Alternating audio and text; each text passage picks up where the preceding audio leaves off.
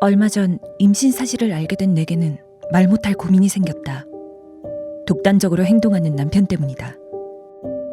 강릉으로 이사 가는 거야. 이미 모든 준비를 마친 남편의 눈은 반짝였다. 외과 의사인 그는 내 임신 사실을 알게 된 후 이직할 병원까지 알아본 것이다. 당신 여기 있으면 일도 놓지 않을 거잖아. 아이를 가진 상태에서 어떻게 다시 일을 해? 다 당신을 위한 거야. 당신 일이 끔찍한 범죄 현장이나 들여다보고 흉악범들의 머릿속을 헤집어 보는 거잖아. 아이가 뱃속에서부터 그런 걸 보고 자라야겠어? 범죄 심리학자인 나는 교도소에 수감된 범죄자들을 종종 만날 때가 있다. 이를 걱정하던 남편이 임신을 빌미로 초강수를 둔 것이다. 남편이 괘씸했지만 이번에는 남편의 의견을 따르기로 결심했다. 5년 전 나는 상담을 진행하던 범죄자에게 습격을 당한 후 힘든 시간을 보냈기 때문이다.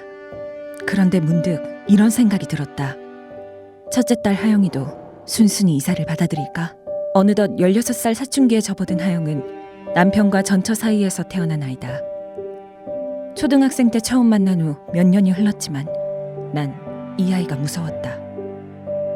하영이 보이는 행동들은 연쇄살인마들이 어린 시절 보이는 특징과 유사했다. 5년 전 범죄자가 우리 집을 습격했을 때도 그를 죽인 것이 바로 하영이었다. 하영이 정신과 상담을 받은 지도 어언 3년이 지났다. 어쩌면 강릉은 새 출발하기에 좋은 도시가 아닐까? 그러나 내 바람은 헛되다는 걸 곧바로 깨달았다. 새 집으로 이사 온 당일 2층에서 하영의 비명소리가 들려왔다. 방에 들어온 박쥐 때문에 소리를 지른 것이다. 그런데 나를 놀라게 한 건 박쥐가 아닌 하영의 태도였다. 하영이 칼을 들고 박쥐에게 돌진한 것이다. 나의 만류에도 불구하고 하영은 흥분한 상태였다. 아빠가 올 때까지 기다리자. 지금 칼을 휘두르는 건 위험해. 내 신경을 건드리는 건 뭐든지 가만두지 않아. 나가요, 방해하지 말고. 다행인지 불행인지 박쥐는 하영의 칼을 가볍게 피해 밖으로 날아갔다. 이 상황이 짜증났는지 하영은 창틀에 칼을 내리찍으며 소리질렀다. 방해하지 말라고 했잖아요. 고민하다 결국 그날 일을 남편에게 말했다. 하영에게서 칼을 빼앗아야 한다고. 그런데 남편의 반응은 뜻밖이었다. 당신 왜 그렇게 하영이를 이상한 쪽으로 모는 거지? 문제는 하영이 아니라 당신인 것 같은데. 아이가 당신 눈치 보면서 다니던데 나 없을 때 학대하는 거 아니야? 나도 모르게 순간 멍해져 뒤로 물러났다. 얼른 남편에게서 벗어나고만 싶었다. 그제야 남편 앞에서 숨도 제대로 못 쉬고 있었다는 것을 깨달았다. 남편 말대로 임신을 했기 때문에 내가 예민해진 걸까? 나는 복잡한 마음을 이끌고 새 집에서 잠을 청했다. 그런데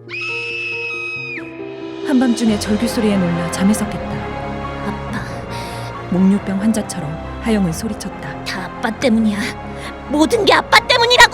하영아, 안 돼. 나는 자신을 주체하지 못하는 하영이를 끌어안았다. 이제 괜찮아. 됐어. 하영이도 나에게 몸을 맡겼다. 머리를 쓰다듬어 주자 하영은 울기 시작했다. 나는 하영이가 두려우면서도 진심으로 걱정되기 시작했다. 어수선한 밤이 지나자 집을 관리해주는 엄씨가 왔다. 나는 지난밤을 떠올리며 울타리로 올라갔다. 아래는 아찔한 벼랑이었다.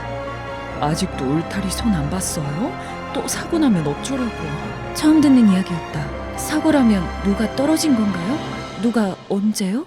엄씨는 쉽게 입을 열지 않았지만 나는 몇 번이고 주저하는 엄씨를 재촉했다. 망설이던 엄씨는 조심스럽게 말을 꺼냈다. 하영이 어릴 때니까 한 10년 된 것 같네요. 하영 엄마가 저기서 떨어졌어요. 그제야 비로소 깨달았다. 남편이 나에게 뭔가를 숨기고 있다. 나와 내 아기를 지키기 위해서는 남편과 어린 딸을 의심해야 하는 상황. 과연 이 집은 어떤 과거를 가진 걸까? 미스터리가 서서히 밝혀질수록 조여져 오는 충격적인 과거.